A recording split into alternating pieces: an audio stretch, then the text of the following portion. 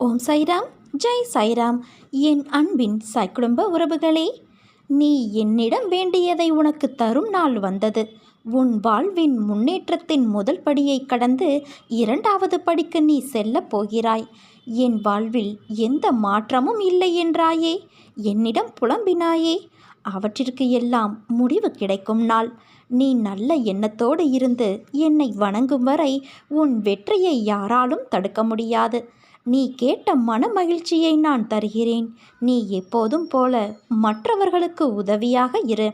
மற்றவர்களின் வளர்ச்சியைக் கண்டு மகிழ்ச்சி கொள். நீயும் வளர்வாய். என்னை நீ தஞ்சமடைந்து விட்டாயல்லவா? இனி எதற்கும் பயப்படாதே.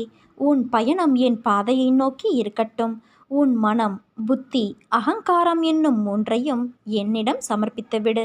இவ்வுலக வாழ்க்கையில் உன் கையில் எதுவும் இல்லை. எல்லாவற்றையும் நானே இயக்குகிறேன். நம்பிக்கை என்னும் மச்சாணியாக என்னை உன் மனதில் நிறுத்து. பொறுமையாக வாழ்ந்து வா. உன்னை சேர்க்க வேண்டிய இடத்தில் நான் சேர்க்கிறேன். என் நாமத்தை எப்போதும் ஸ்மரிசித்து கொண்டே இரு. என்னை உன் மனதில் நினைத்து உன் கர்மாவை செய்து வா. அது போதும் உனக்கு. உன்னை நான் இனி கைவிட மாட்டேன். என்னை நம்பு என் குழந்தையே. இனி வரும் காலம் வளம் பெறும். உன் வாழ்வில் வசந்தம் வீசும். நீ போகும் பாதையெல்லாம் சொர்க்கமாய் அமையும். என்னை நம்பி இருப்பவர்களோடு நானும் எப்பொழுதும் இருப்பேன். இதை ஒவ்வொரு நிகழ்விலும் நீ உணர்வாய். உனக்கு நல்வழி ஏற்படுத்துவது உன் சாயப்பாவான என்னுடைய பொறுப்பு. எல்லா சந்தர்ப்பங்களிலும் உன்னை அன்போடு அரவணைத்து கொண்டுதான் வருகிறேன். என் பிள்ளையான உனக்கு செய்ய வேண்டியதை தக்க சமயத்தில் நான் நன்கு செய்வேன். சற்று பொறுமையாக இரு. என் மீது நீ நம்பிக்கையாக இருக்கும்போது உனக்கான நியாயத்தை நான் செய்யாமல் போவேனா? நீ இழந்த அனைத்தையும் மீண்டும் பெறுவாய். அதற்கு நான் பொறுப்பு. நீ விரும்புவது தாமதமாவது உன் கர்ம வினையால்.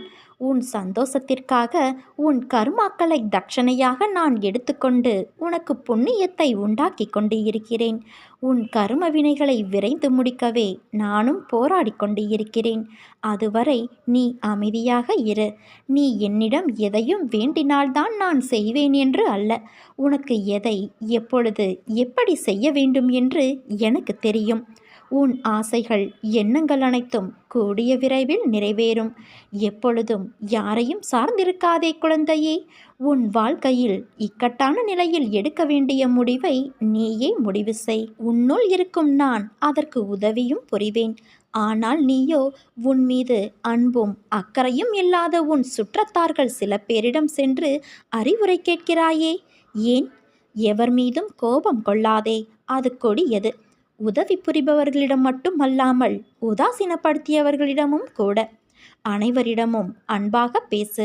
நீ வருத்தப்படுவதால் எதுவும் மாறாது. நம்பிக்கையோடு கம்பீரமாக உன் குறிக்கோளை நோக்கி செல்.